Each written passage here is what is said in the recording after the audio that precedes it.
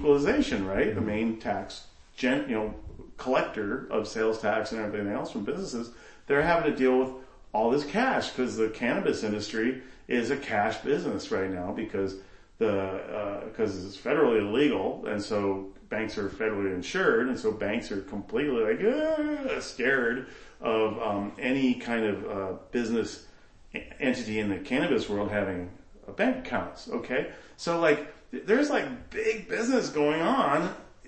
This all has to be on this cash or whatever. There's things developing, of course, but they're having to deal with I was saying the Board of Equalization, bless their hearts, they're having to deal with all these cash payments, people come in with brown bags and shit like that. And it's yeah, you're having to deal with that, and they're oh, we have to deal with cash. It's like a burden. It's like there's a physical reality to it. It's got to get counted. It's dirty. It's not the right direction. It's blah, blah, blah. It smells like weed. It smells like mildew or weed or greasy pockets, or something. I don't know. Yeah. It's just kind of interesting. It is. You guys are interested in this transition thing, right? Yeah. That's the thing, right? So for people who have gone all this time living, with the deep anxiety of being busted, with having to go through all these additional hoops to put the money, to buy houses and to buy groceries and to do all that stuff.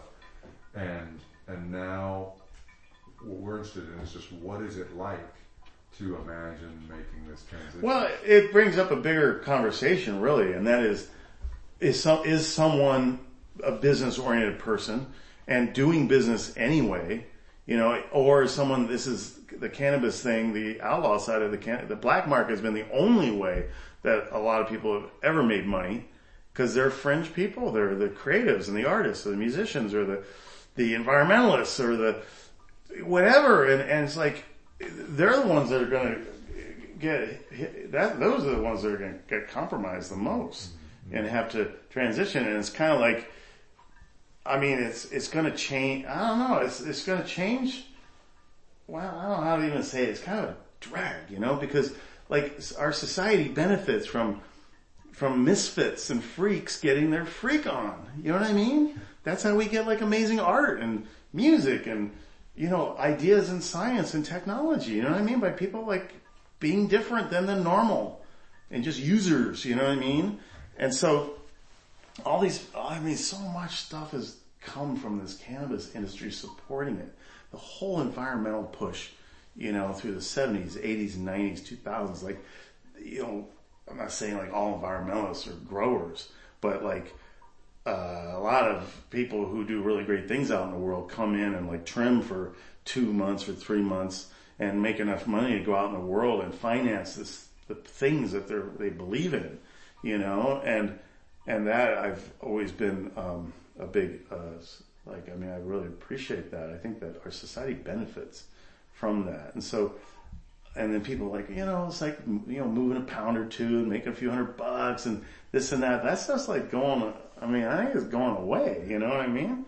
And so when you ask about how to manage this and that, it's a lot of people don't know how to manage that. A lot of people are not going to make this jump into the era of compliance and, or they're not going to make it real easily. There's a shakedown that's coming, we're all stressed about it, man. It's not been an easy year. The last 2 years I started this whole program in 2015. So April and May of 2015 is when I started dealing with the water regulatory stuff, and then I was and then we started getting into the compliance stuff, and the counties and the states just started to figure it out, and everything started snowballing. And I did what they call lawyered up, and and also my friends and neighbors, we had to come together and go, how do we do this thing? So there's this enormous amount of conversation out here because, again, we're all in the same boat. This is our community. And so, but not everyone, wants to. I want to flee. I'm I'm going to sell everything. I have a van. I'm going to move into my van. I'm going to take one motorcycle, one bicycle, and then I'm going to go back over to Harwood and I'll fix their plumbing and do some wiring for them. And that sounds like a really nice lifestyle. Because really, this stuff makes your eyes just go across. Like, we're wearing a lot of hats, you know? This is an emerging industry. It's an existing industry.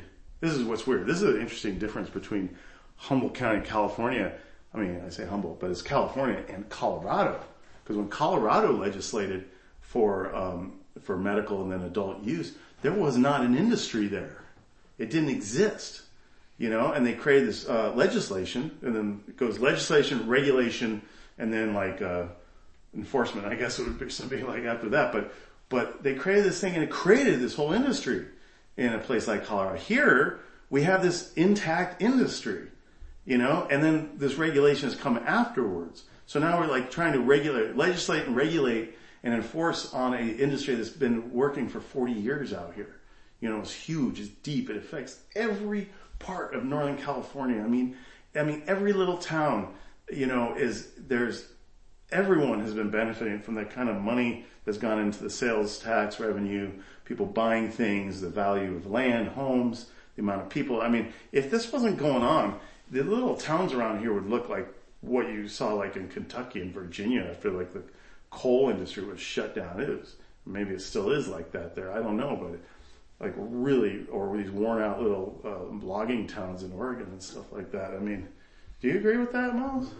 Has anybody rolled up your front step and said, "Hey, I'd like to buy all of your land, and I'm here from Anheuser-Busch, and I'd like to buy everything you have"? I think we all have this, like our little sellout price, you know, in our heads.